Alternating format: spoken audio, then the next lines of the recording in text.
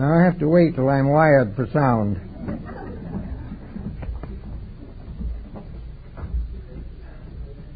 Well, the news in the last few days on the political and government front has stirred up a lot of thought. And we are beginning to realize that things are gravely amiss.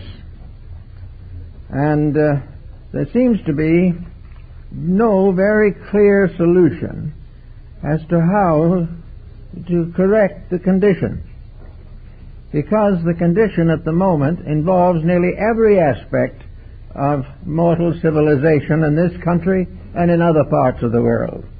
The world is deeply in trouble. And the reason for this trouble has been a general failure to recognize that humanity has a responsibility for the planet on which it lives. We have considered life to be one grand opportunity to avoid trouble, and we have succeeded in getting ourselves into very serious trouble. Now, we like to think of the future, but some of the best thoughts that we really have come from the past. And I think the remarks and thoughts of Plato on the problems of government very well taken. He said, any system of government that is intended to be of value will work if it is honestly administered.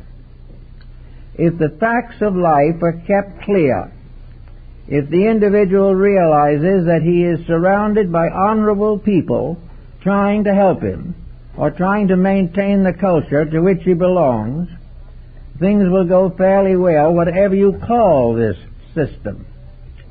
Lacking integrity, no system will go well.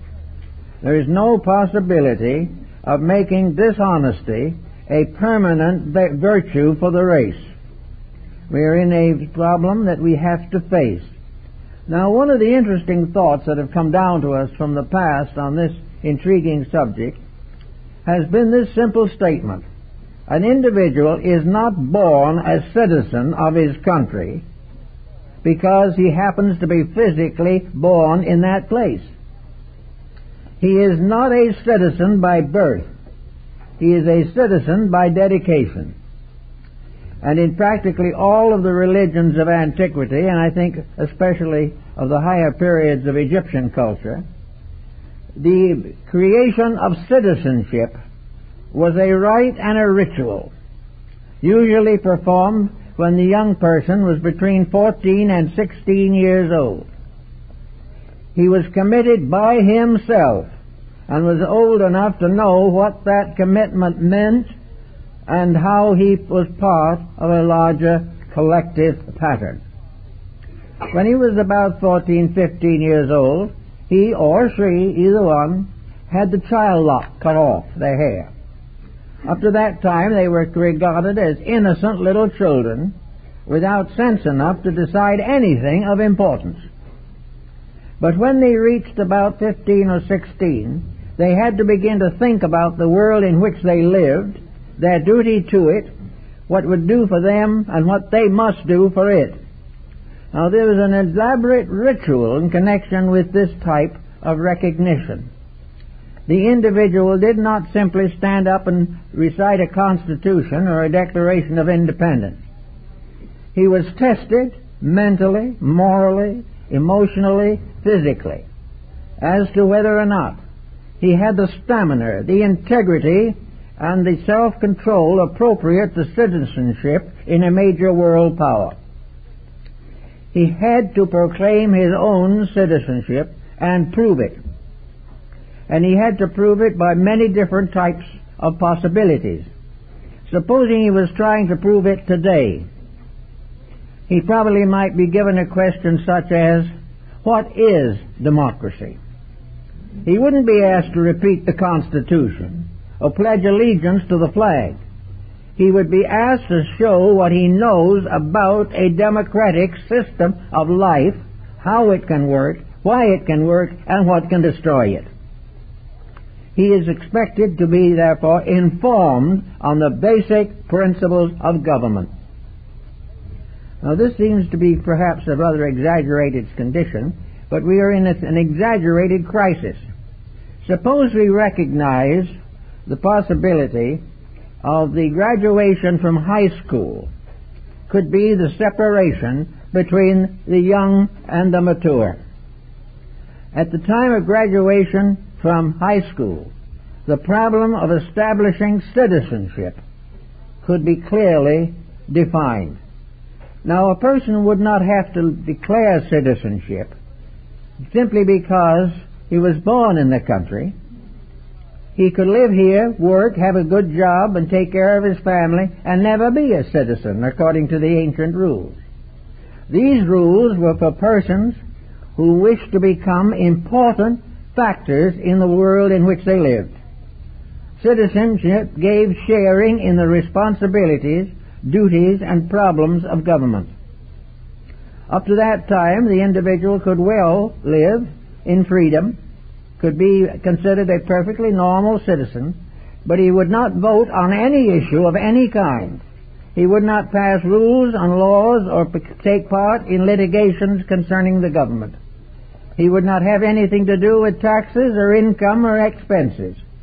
He would simply be living in whatever government existed at that time.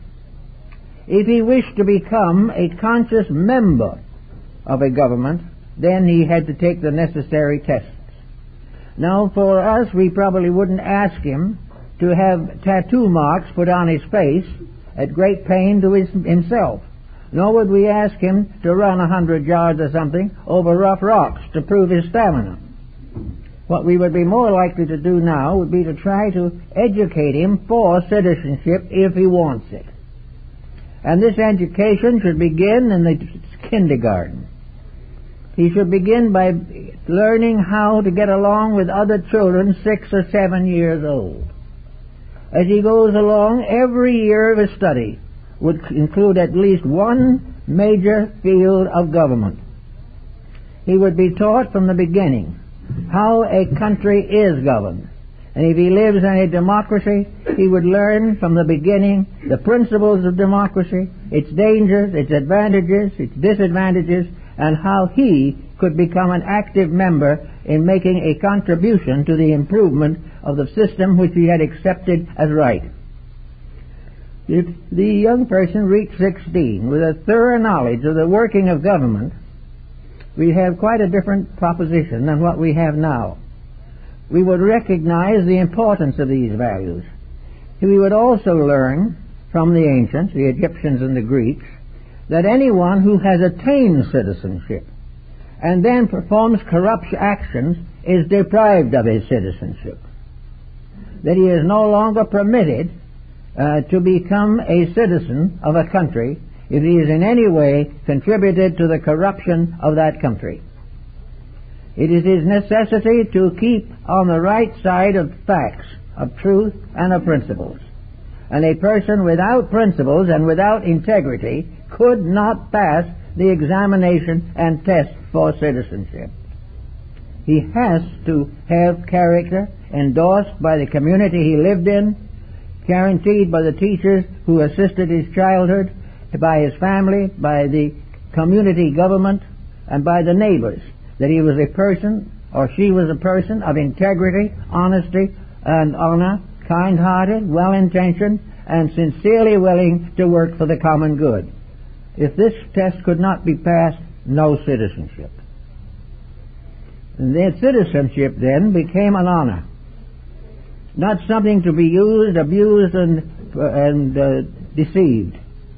Citizenship was a distinction, and those who were citizens not only were expected to prove it every day, but gained a certain distinction for having accepted without qualification the responsibility of being a constructive member of the Commonwealth. Now this is one way in which the ancients took hold of it. They made it very obvious and very evident that if you wish to be respected, and if you wish to contribute to the endurance of a system, you would have to live according to the rules. And any loss of these rules would deprive you of citizenship and in growing up you had not shown character, you would not be given citizenship in the first place. Now this seems a rather strenuous method to approach something, but I think it has one rather simple phase that we could all benefit, and that is the principles of government should be taught to all school children. It should not be reserved for the few, but anyone who is supposed to vote for a government should know what it is, what its pitfalls are, how it can be corrupted, how it has been corrupted, and how it can be preserved. The child should have this growing up. Otherwise, we are going to have this continual indifference at the polls, with no one really caring very much who gets elected or who is qualified. It is only by having a proper system to determine character that at least we will try to place the government of a nation in the keeping of its most responsible citizens, and not just anyone who comes along with the price of publicity. Now this begins something, but we can't stop here. The next question that arises naturally is, who is qualified to be a leader? How are we going to distinguish a proper candidate for a high office? We don't know it. We don't know them. We never will know them personally, most of us. We have no idea except what they say about themselves, and very often this is definitely proven to be an unreasonable way of selecting candidates. The next thing that then would be to remember that we are now graduating high school students who have majored in government. They say it's on the high school level. Some will say, well, how can we do this? They're burdened already. Well, we could cut down on the athletics a little bit and get back into citizenship, which is going to be much more valuable for all concerned. But the young person who graduates from high school can and may, by the time he graduates, have decided a little bit about his own future. Let us imagine that of his own accord, of his own discretion, while not yet a citizen, he has decided that he wants to be a citizen and that he wishes to become part of a corrected and enlightened government.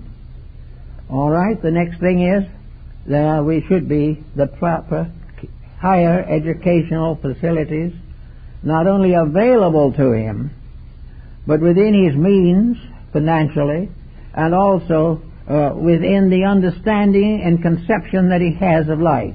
In other words, if he graduates to be a major in government, he should make government a life work, a career. If he wants to be a banker, he can study banking. If he wants to be a physician, he can go to medical school. If he wants to be a lawyer, he can go to a legal institution.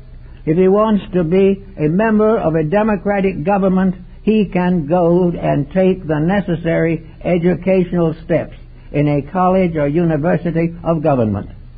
There should be a complete curriculum for a career, for a dedication, for a life work in which the individual gains his degrees and recognition in a school dedicated to the production of governmental personalities. He should be in a school that makes ambassadors, secretaries, mayors, governors, senators, congressmen. All these things should be part of the career of a person who has chosen government as a life work. The problem that we have of trying to elect lawyers most of the time is not very successful. And the individual voting for the average person has no way of judging their true fitness or their true abilities. If a candidate is advanced as having a superior record in a school of accrediting government employees, he has at least some confidence that these people know what they're doing. Having decided that such an institution as this should exist, it becomes obvious that the career of becoming a part of democracy should begin early in life and should continue on, and its greatest responsibilities rest upon the level of integrities and all of these examples which will strengthen the principles of a free and independent nation. These things will have to be thought through in some way.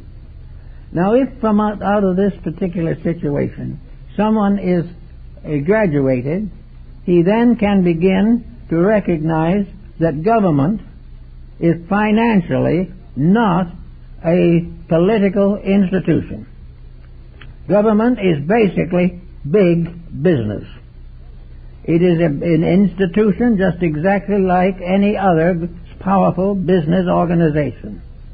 It is run or should be run by trained persons in every field who should be appointed as people are today. When they made vice president of a bank, they probably will hold that position for the rest of their lives.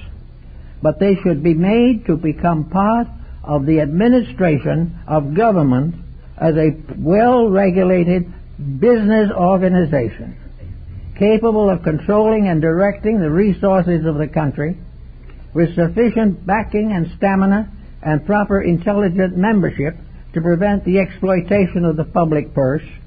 The government should be in the hands of an equitable, honorable business institution, graduated in government, dedicated to the service of the nation, and dedicated to the protection of all of the necessities of national life. There is no possibility of getting this situation untangled unless we are able to put it on a solid basis, free from exploitation, free from ulterior motives, and free from all kinds of political subterfuge. This is something that has to be, or we will never be able to get the situation under control. Once we do create, however, a government system, as we would a bank or a great monopoly or a great business organization, then we have the matter of promotions. Individuals in various levels of this system would be advanced according to their abilities and according to the openings made by retiring superiors. They would do exactly the same thing that is done in business. They might start as a district alderman and they might end up as a secretary of state. They would do whatever the skills that they possess entitle them to promotion for a life career. They are not going to move out of the unknown for 4 or 8 years and then disappear again and open a library. They're going to be here for the length of their business career. They're going to start with what they can get into at the beginning, the vacancies as you find in business, and they're going to work up on a merit system until they reach whatever height their capacities permit. They will then remain in business, maintaining their positions, helping to train others to follow them until retirement. Then they will retire under a definite pension in the same way as a business executive. Also, because of the fact that this is their home, their government, their institution, exists for them, permits them to live in a free world, and to have the advantages and privileges of a democratic viewpoint on life, these men or women or both will work for these governmental positions on reasonable salary basis. No one expects the person to live on nothing, but there's no reason why every politician should aim or hope to be a multimillionaire. This is not for the country's good, but for his own. A politician serves his own purposes, a statesman serves his country. And the difference must be clearly indicated, or we're going to be in more trouble than we know what to do with. But if we do develop an institution suitable to produce a proper escalated system of promotions, each individual advancing according to his capacities and his dedications, each person helping those above and below, with no personal ambitions other than the natural and honorable progressions that occur in a well-regulated business organization. If this is done and done properly, and it carries with it the distinction that it indicates clearly that the person is an honorable, dedicated citizen. This in itself is an honor almost equal to an honored degree in some foreign country. It is a sign of a true American citizen.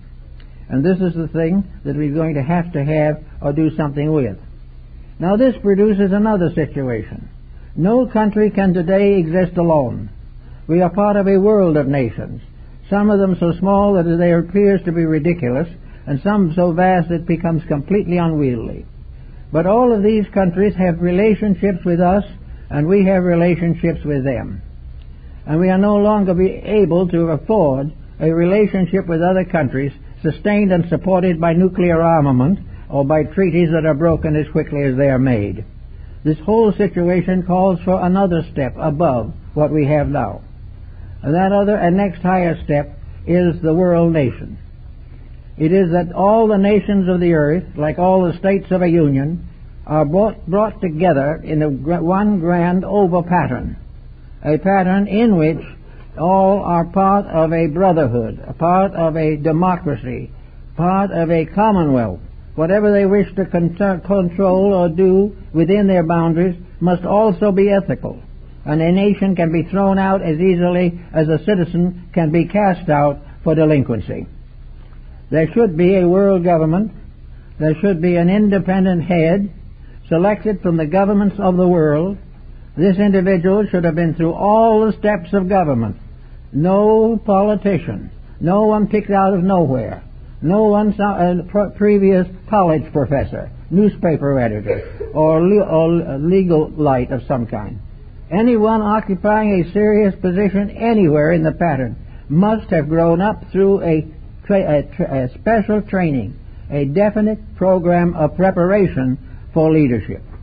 And these various levels of leadership will elect from among themselves those whom they regard as most likely to be valuable to the corporation or to the business.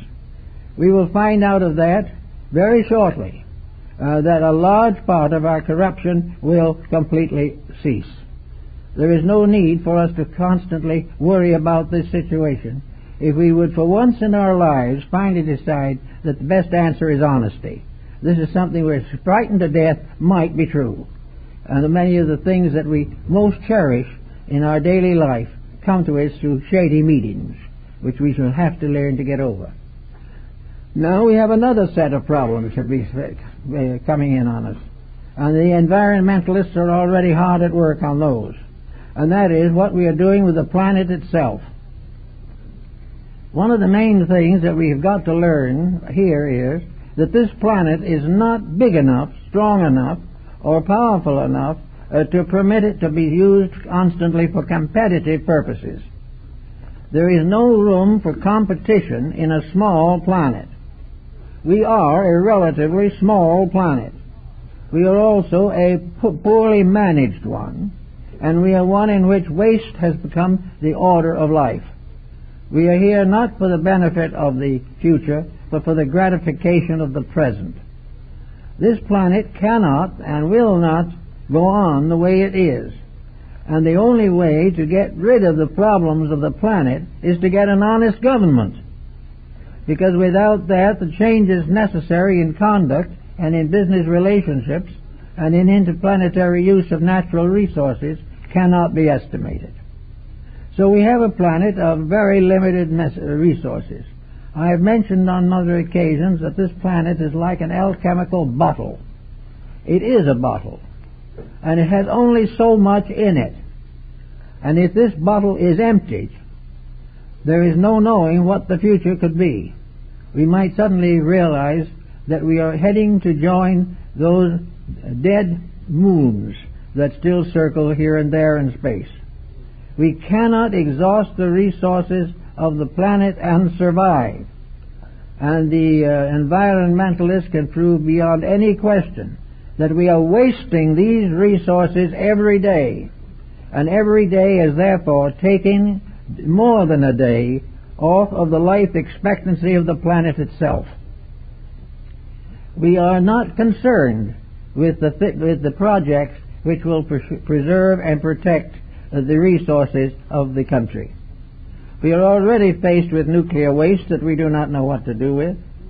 We are faced with constant diminishing resources of all kinds, and there has to be some definite plan that is larger than the selfish exploitations of separate countries, by the uniting of which, under one general heading, we can extend these resources as far as possible, and furthermore gain in this way further time in which to seek for other and better solutions.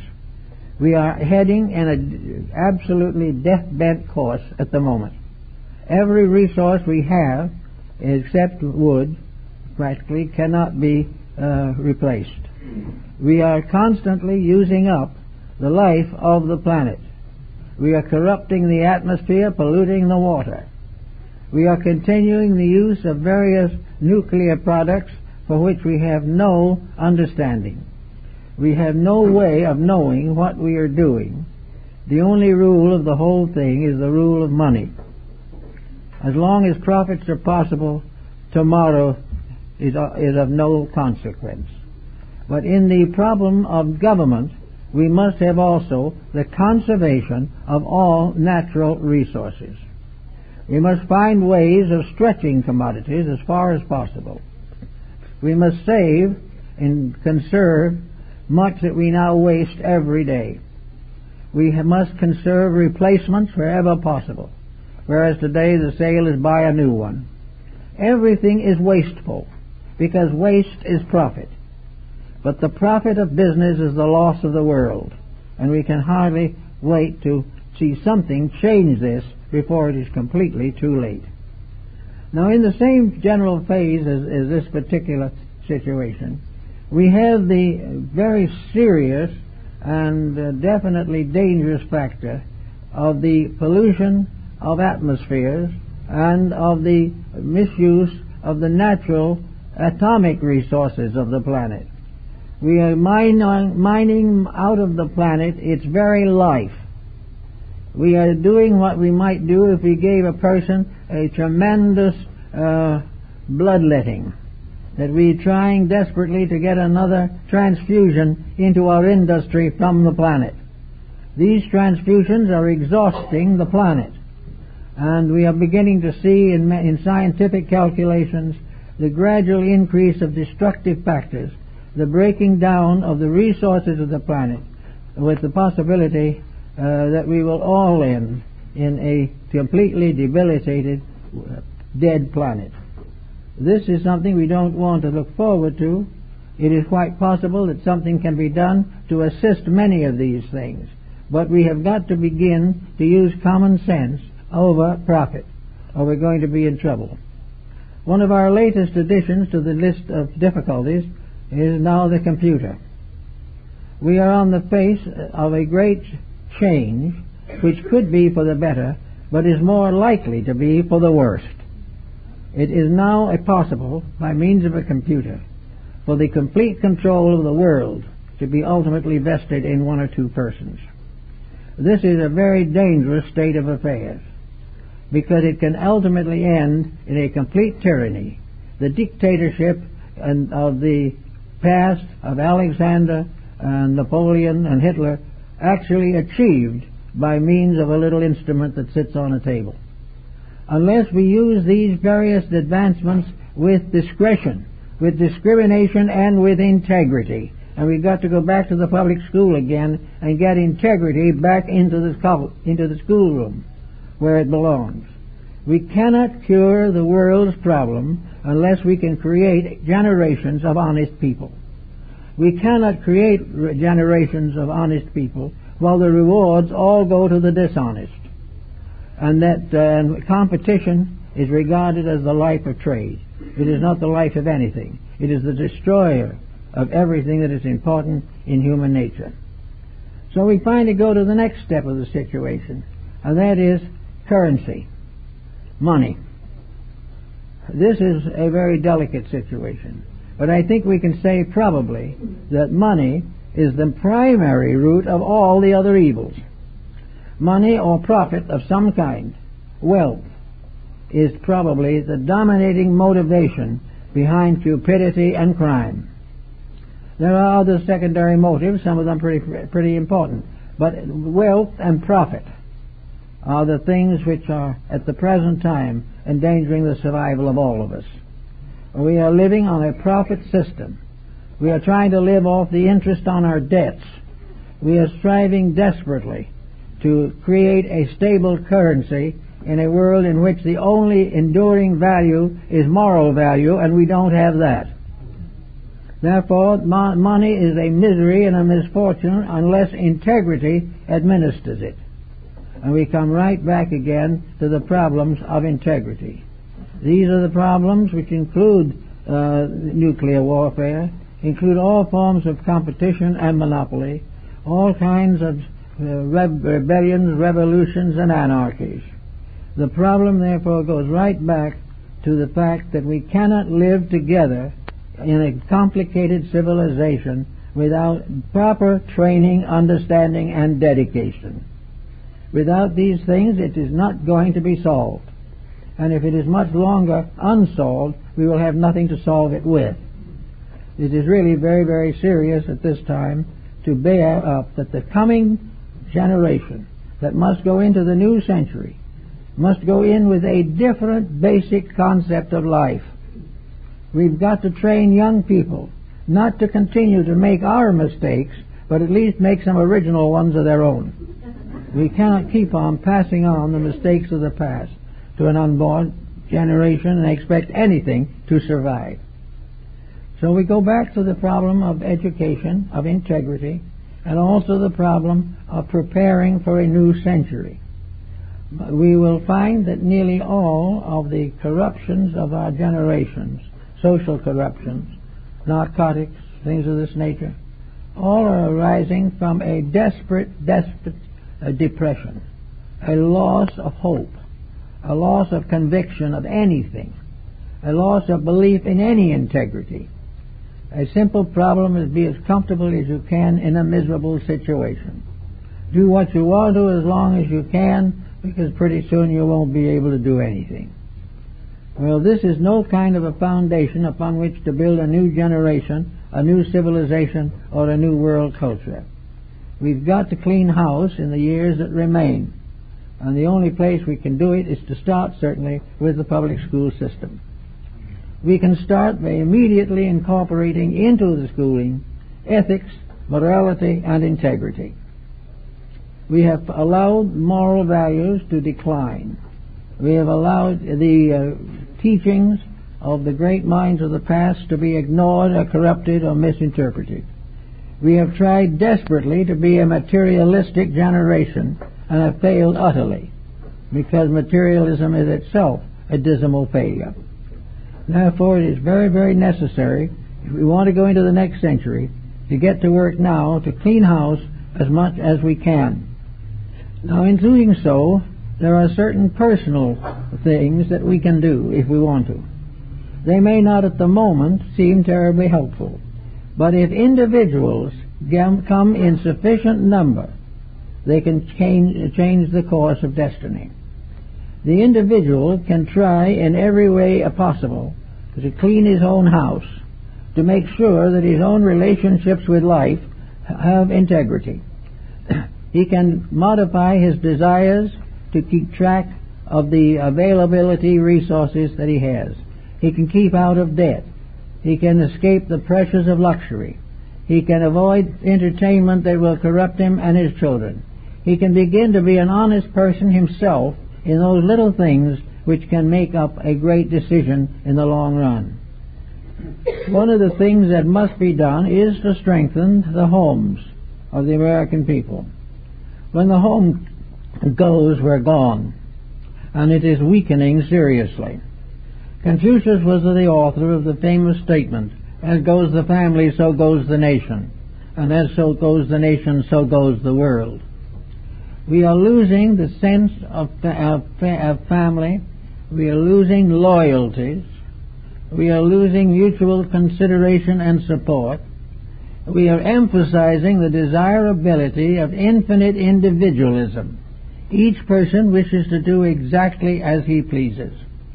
He wishes to be free of all responsibilities, and in so doing he is gradually going to be free from the responsibilities of a nation. The nation goes when he does not support it. As long as we ignore the burden of maintenance, we will find the world falling apart around us. We have to make these decisions. And for most people, the decision of bringing up younger people with a vision of the future is something that almost any family in the country can work with. But they have to set the example, they have to understand, they have to inspire, and they must prove to all, beyond all doubt, to their children that the family and the home are the better way, the way of greatest security, the way of greatest happiness, and the way of greatest fulfillment. All these things must be part of a proper understanding of home. As the home disappears, we are going to find more and more broken down, disappointed, disillusioned people. Nearly every person who is at the present time antisocial has been hurt in some way by the calamities of our civilization. They have been hurt by a world which lacks all the graces that we assumed we possessed. It's very possible that the last century was a little smug, we'll all agree to that, but at least it was loyal. Loyalty to the family, loyalty to the community. All these were the great virtues. Today they are completely forgotten. We are loyal only to our own ambitions and appetites. We are also overlooking the effects of our mistakes upon our psychological integration. We are about 260 or 70 million Americans who are living under situations, tensions, and pressures that are bound to deplete health and depress psychological integration. In other words, we are becoming a race of neurotics. We are becoming a race of disillusioned individuals who have lost faith in our world and lost faith in ourselves and are trying to take it out on narcotics or alcohol. This is not right, basically. The country is better than that. Our world is better than that. But we do not give the better part of it a chance. Now, there's one thing we can all do, and that is make it a personal responsibility to contribute as little as possible to the mistakes of society. We can try to live as clean and clear and right as possible. We can try to build a strong ethical relationship with life. Now, we are bound to know that honesty is going to bring a lot of business to bankruptcy because it is built on dishonesty. Almost anything we do that's right is going to bring down an empire. It is going to bring down the empire of those who have exploited us and each other, particularly in the last century. But it still has to be done. It is better for an era to go down than a world to cease. Now, how are we going to handle some of these very delicate issues that we have, for instance, in connection with morality and ethics in the public school? I think we must face the very simple fact that it is no longer something that we have to face. It is something that we can demand and secure by parents themselves will require it. If a sufficient number of parents want to see their children vote for better candidates and to see the community with better leadership, they will support the involvement of political or legislative education in the school system. Now, in this we also have pointed out more and more of integrity. And the moment we come close to integrity, we get into a mysterious and complicated religious situation. Actually, efforts have been made to bring religious morality into the school system, and they have all failed.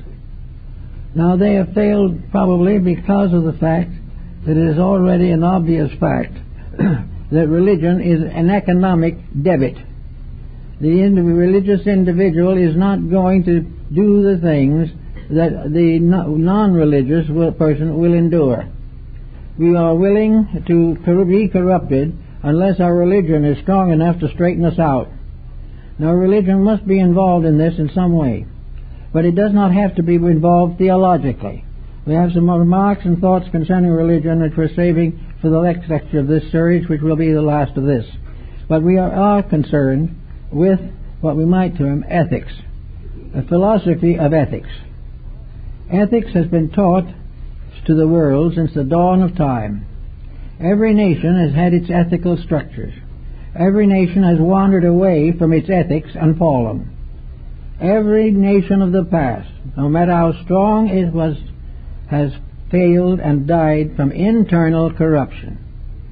And therefore we have to be very careful that we don't follow that pattern, that we do not permit the sins of the past to also grow and increase here in our generation and civilization.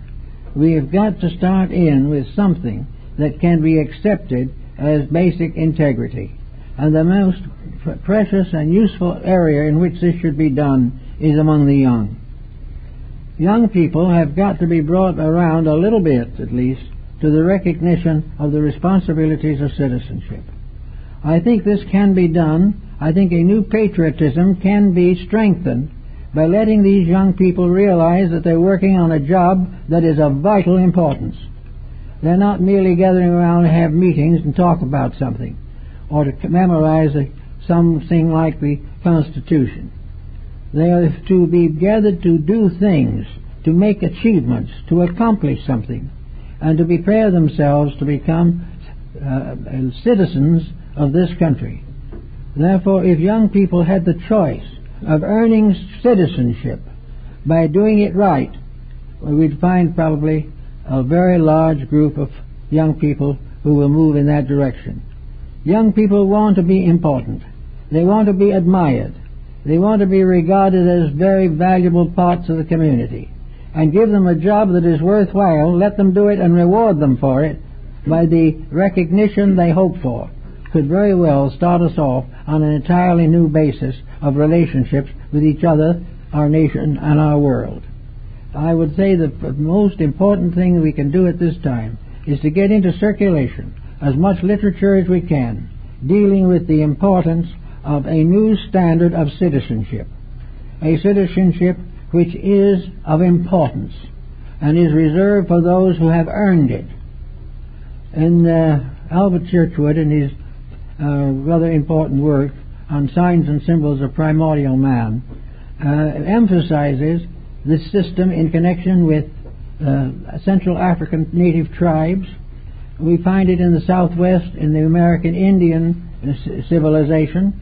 We find it all over the world, that the individual has to earn the right to be a part of his tribe. And in the Southwest Indian group, we have, for instance, Vigil, which was one of the most important of the American Indian mystical observations. Young men, women, starting out in life in their teens, were supposed or expected to perform vigil. Vigil consisted of going out at night into a quiet place in the mountains or in the desert, placing the prayer flags upon the four corners of the world, and sitting in quiet meditation, whispering or munching under their breath only, "Father, show me the way." The Indian way was the term to represent integrity. Show us the way. Show us what we should do. Show us how we can do it. Give us the blessing of the Great Spirit. And these people sat quietly and meditated. Father, show us the way. And in the middle of the night or at some strange time the visions came. Perhaps the tired child fell asleep and dreamed. But whatever it was, something happened. Something showed the way. In one case it came directly to my attention. One of these young men went out. He saw it fly across the sky above him. He knew he had the call. He was to be a priest. And it is from the vision of the Thunderbird that his life career was set forth for him. And from that time on, the Thunderbird was his totem, was the spirit of integrity that walked with him. And very much of this is in the spirit of the old Greek and Egyptian, and there was a connection between the American Indians and these peoples. I know in the 1940s when I had Hosteen Pla here, they were probably the last of the great sand painters of the Navajo people. I showed him the copy of my big book, and we opened it to the page with the emerald tablet of Hermes. And this old Indian, who spoke no English, but we used an interpreter, who had never seen a written book to read it, looked at this green tablet which we put in there, and he turned to the translator, who was Askenaswood, and he said, "In very ancient times, my people could have read that. No one knew why he said it. Nothing more was said. But it was part of a recognition. And among these things remembered and recognized was the idea of the priesthood. Show me the way. And in all of our life today, young people, before they start out in life, should do some kind of a vigil. They should do something that gets them away forever from the fast music and the decadence of our modern life way, to simply recognize that we are all born for a purpose. We are all born with something to do. Therefore we have a right to ask the Great Spirits, Father, show me the way. What am I supposed to do? How can I fit myself to do it? Today these thoughts are not even in our minds. And in these thoughts today we would be considered very foolish. Our present problem is to catch a few more rock music programs on the TV until the neighborhood can hardly stand the racket. This is the way we meet these things. We have come completely separated from what the American Indian called the life way. There is a life way, and the old sachems sitting together knew about the way. And the great league of the Iroquois nation said the beginning of the way is to spread the white carpet of the peace. All people dwelling together in peace. Then we must build a roof great enough to be the roof over all nations. And we say that this is the roof of the great lodge to which all belong. But the world is a sacred place, and they had their mysteries and their rites and their rituals and their ceremonies to prepare for citizenship. And down in our southwest in Arizona, we have strange little rows of pebbles that were mystic mazes, and they were part of the symbolical religious ritualism of the Arizonian Indians. Everywhere, the individual quietly living in the desert or in the mountains, close to nature, wanted to help, wanted to do something to advance the cause, saw around him a great beauty, a great integrity, and a great purpose, and then could only sit quietly and say, show me the way. And usually the way was shown. Something happened that turned that individual into a useful and helpful member of society. When we forget the type of world we live in, we are in very serious trouble. When we do not recognize the mysteries of life around us and do not feel that we receive from life a challenge or an invitation, or we recognize that we were born for a reason, that regardless of the importance of the circumstances of our birth, the life way is ours, to do that which is necessary and proper. Today there is a great need to have someone or something say quietly, show us the way, because we have lost our way. We have lost it in a maze of confusion and selfishness and criticism, unfriendliness. We had a way that came to us from our religion. We do not follow it. We have ways that came to us from the ancient laws of our predecessors. We do not obey them. We have the 10 Commandments and the Sermon on the Mount, but we pay no attention to it. We live only for the gratification of appetites and ambitions. This is wrong, and it can never produce anything but disaster. And we've got to do something about it, and do that something pretty quick. I went down in Santa Fe area. I did vigil just to see what would happen. And out there under a starlit sky, with the beauties of the night, the pale moon shining down, it seemed so much that we were in a world that was beautiful, kind, gentle, wise, loving, that there was a strange majesty about it. It was great, and yet it was infinitely tender and infinitely available to us. Then in the quiet moment of thought of the realization of this marvelous closeness to life, we were suddenly reminded of the Mount Alamos nuclear project, just a few miles from there. Here we had two worlds, a natural world of beauty and a man-made world of hate, of fear. We didn't fear nature. We feared each other. We did not fear the wisdom of the past. We feared the selfishness and the ignorance of the present. And we saw no way out of this strange despotism that had captured us. We've got to find a way out. And one of the best ways we can possibly find is to get the young people started on a better foundation. They've got to pick up something that we haven't given them. We have gradually lost touch with our own children. We have lost the realization that there is something that we are indebted to, that it is our need, our right, our inevitable purpose to see that these young people fulfill a destiny we may not live to see. But they will. And we've got to find ways to make sure that they will have a better life to live when it comes. Now, what are we going to do about money? Being that money is probably one of the biggest problems we have, well, we can do all kinds of possibilities, some of which are pretty ridiculous, but at the same time, we can consider them all. Moore in his Utopia decided that money was useless, unvaluable, a non-valuable commodity. That the only actual way of solving the whole problem was to set things up so that each individual's share in the common good was protected. That there was no need for money. This is something we can't understand. But it is true that we have not been in trouble because of money. We have been troubled by the profit system. We have been troubled by the fact that money is supposed to make money. That we do not want to work, we want our money to work for us. That we want to use the advantages of money without accepting its disadvantages. Well, the major disadvantage of money is corruption.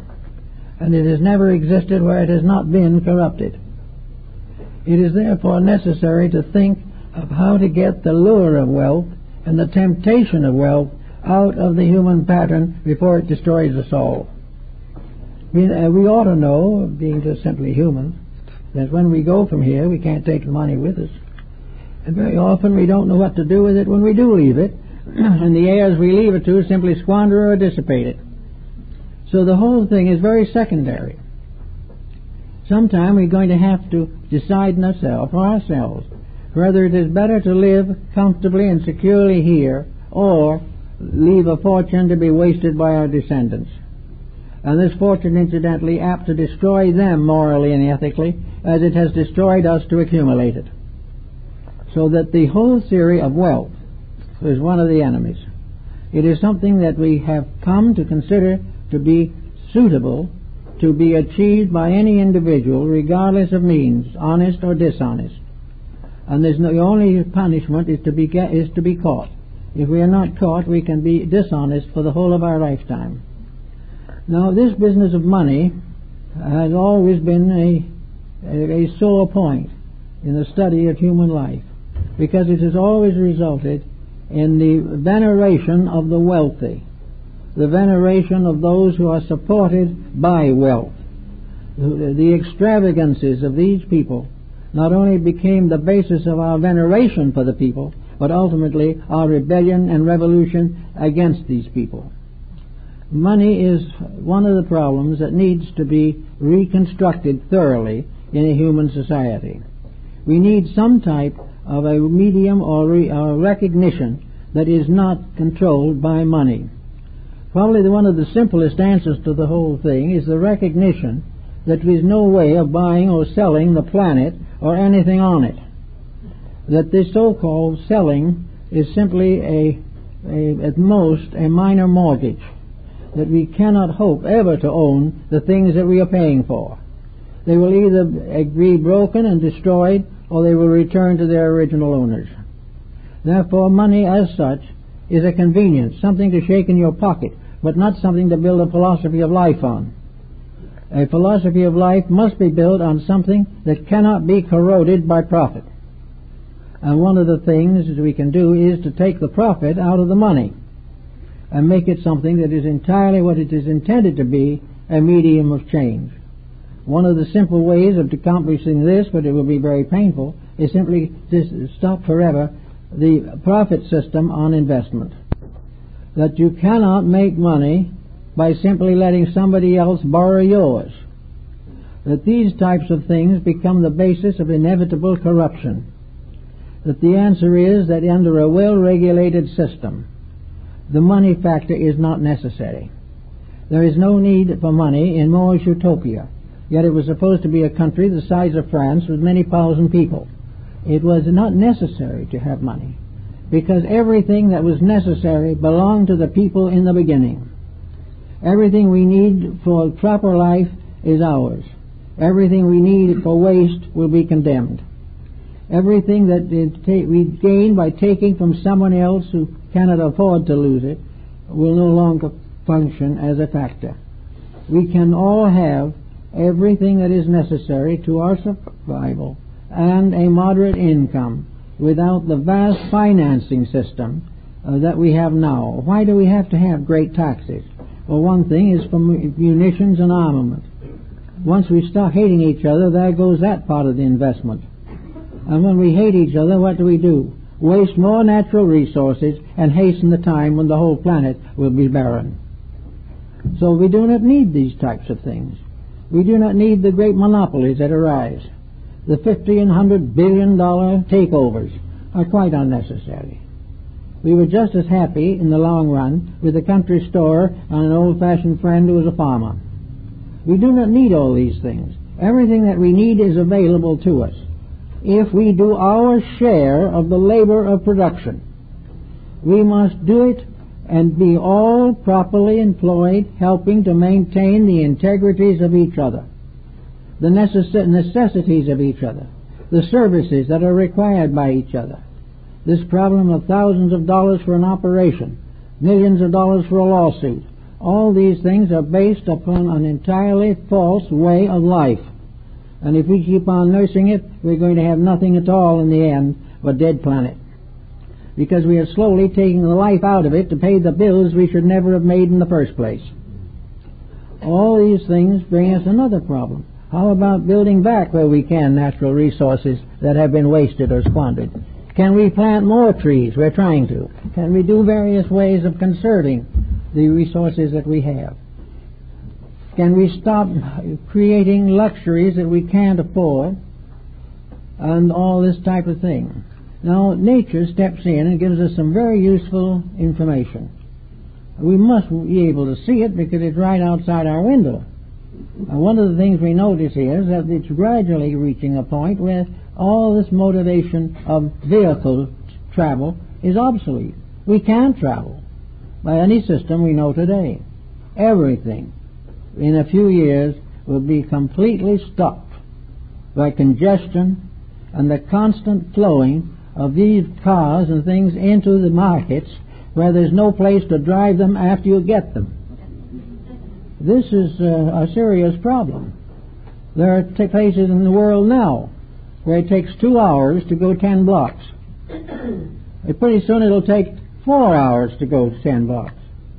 And then a little later, 10 blocks will be an annual vacation. We may never get there. Now, we keep right on doing it. How can we wait till the next model comes out? So we have to have it. We're all geared up to the fact that we have something rattling in our pockets and we have to get rid of it. So we just add to this problem day by day until everything we do and have is immovable. We have lost track of common sense. We have lost track of thinking anything through. The only thing we are concerned with is the gratification of a moving mood. And then we look it over carefully, and we ask people questions, and we get very strange answers. Suddenly we realize that the average individual has no understanding whatever of human society. He has no understanding whatever of what a democracy is. All he can answer is that it's different from an autocracy, but he's wrong on that too.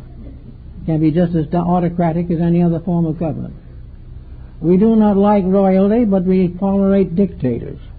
We do not like dictators, but we tolerate long-term administrators who have been filling their pockets with our possessions. We do not think. We allow these things to move in on us until finally we're going to have an impassable situation. Now we're going to have it with everything.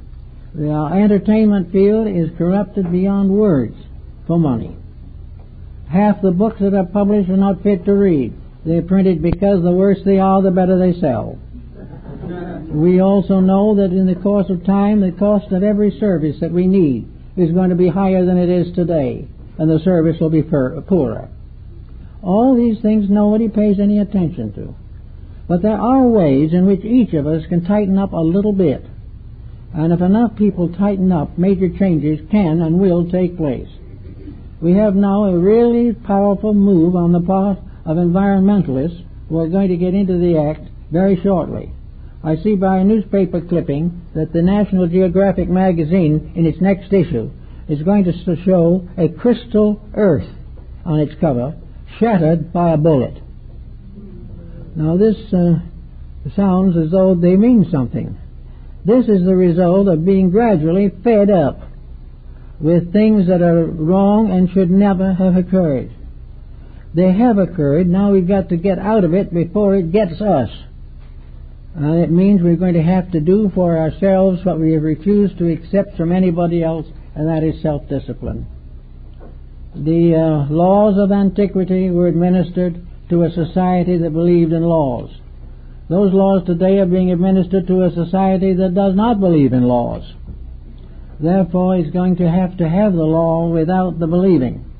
It's going to have to face the problems head on and accept the consequences that have come from our centuries of corruption and misuse of natural resources.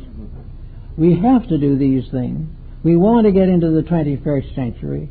We want to do things to make a better world for all of us, and we're going to have to, each person can get at it with something.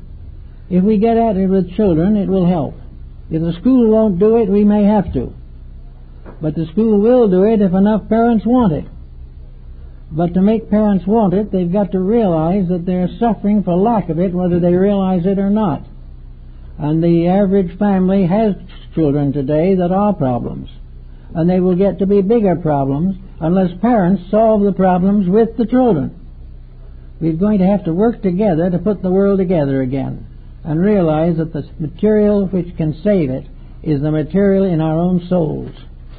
It has to be saved from by within ourselves, becoming aware of the need for a reestablishment of the integrities and values which are slowly fading away. The truths we need are inside of ourselves. They cannot be taken away from us, but they can be left dormant unless we bring them out into manifestation. It is up to us to take the truths that we know in our hearts and souls and start using them in our daily lives. And every person has a small circle of acquaintances and friends. We all know people. We all have relatives and friends. And these we can share a little of our hope for better things. Some will laugh at it, but some who are in trouble themselves will listen attentively. There is going to be a major change in the public attitude towards many things that are now well out of control. As publicity, propaganda, and evidence accumulates that we are being viciously mistreated, that we are being exploited in the name of progress, the private citizens are very apt to show that the patriotism that we need is still inside, ready to come out if we'll do anything with it. In the meantime, I do think that the final word is education in this particular field. The word education from educo means to draw out, to bring forth out of things, whereas we've been using it to cram in a sterile curriculum. What we need to know now is to be educated in the facts of life, educated in the problems that we will all have to face, education in moral, personal convictions that we must all develop and strengthen. The time has come when people have got to grow. The world around us can't grow. It has a physical limitation. The planet cannot grow. any more than other planets and stars. Society will not grow because its profit lies where it is, even though it is short-ranged and dangerous. The growth must come from the fact that each one of us has locked within his own soul a divine reality. Every one of us knows, if we go deeply enough, that there is an integrity at the base of existence, that all things are measured by honor and honesty, and that all corruption is a false interpretation of some valuable principle or purpose. So the truth must come from within to combat the untruth that is pushed against us from the outside. We live in a world of doubts and uncertainties, but we have to realize that the only world of certainties is within our own souls, that we have the power to build worlds. We have the wisdom to govern them. We have the divine right to inherit the earth in good condition and pass it on to our descendants as a place of happiness, usefulness, and security for centuries and thousands of years to come. We have these potentials. We have these rights. But if we do not use them, we are very, very likely to lose them. All of the extravagances of destruction are now too expensive. We cannot afford the continuing bankruptcies, the huge piling up of national debts, international chicanery. These things we can no longer endure. And wherever the opportunity comes for the private citizen to express his convictions on these matters, he is morally obligated to do so. If we can get this kind of realization and get behind it several well-organized groups that are already working on it, I think we will be able to make a major dent, particularly at first in the environment problem. And the environment gets to be very important, because the environment is not only the planet, but it's the food we eat. It is the sky over our heads. It is the house we live in. Environment is the neighborhood which we call the planet. And it has certain limitations and restrictions. We know that the people that live in this environment want to eat. They want to have clothes. They want to have medical help. They want to have schooling. And they want to enjoy certain comforts in their advancing years. These things are all necessary to the security of our generation and our race. All of these things are now deeply threatened. And out of this threat, somebody has to think straight. I don't believe that it is all the fault of legislators. It is not all the fault of the persons we appoint to office. It's our mistake because we often appoint people who might be perfectly sincere but incapable of handling the situation. We must be able to therefore know what type of person we need for a certain spot to make this a successful self-governing country. And that's why we need to and must have a university of government where we will be able to produce people who are aware and equipped and can provide the necessary information and do it without ulterior motive. We've got to pass the administration of the planet on to professionals instead of leaving it as it is at the present time in the hands of amateurs. We do not know how to elect because we do not know who possesses the necessary characteristics. Nobody knows. And in most cases, when we elect a man to public office, we doom him to tragedy. He will be corrupted or will be unable to handle the situation. So we've got to get out of this inability situation where we're not able to do anything and realize that no democracy can function unless each one of its citizens knows what it's all about. That if we want to last as a nation or part of an enduring world, we must know why we are here, what we can do, how we can do it, and how we can help other nations to also achieve the maturity of their proper existences. These things all have to happen. We're getting very close to the desperate need for the great big brotherhood of man. We're going to have it. We can no longer maintain the Hitlers and the Mussolinis and the Alexanders. We are in a world now where survival is only possible through cooperation.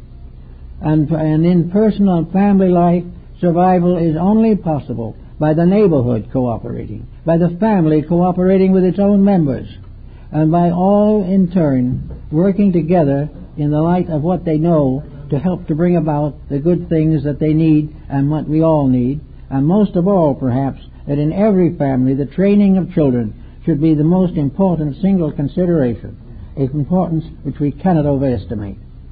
So I think we can say that politics cannot be solved by amateurs. We are going to have to establish a system of education to produce the statesmen that we need. We do not need politicians. We need statesmen. We need persons trained who are in the office and are supported by those also trained who recognize superiority when they see it. We need to put this whole thing on a thoroughly business basis, but we need it to be a business administered by idealists. We need the education of these idealists from the kindergarten on up to the realization that statesmanship is a dedication and not an opportunity to exploit. We must help everyone we can to become aware that the world in which we live is all our responsibility. In each way, each day, there's some little thing we can do to help make these things work out. We have to get started in the right direction, back movements and principles and policies that we know are working in the right direction, sacrifice a little of our own comfort and a little of our own security if necessary to help to bring about the greatest security of the entire world. Well, that's the way it looks to me.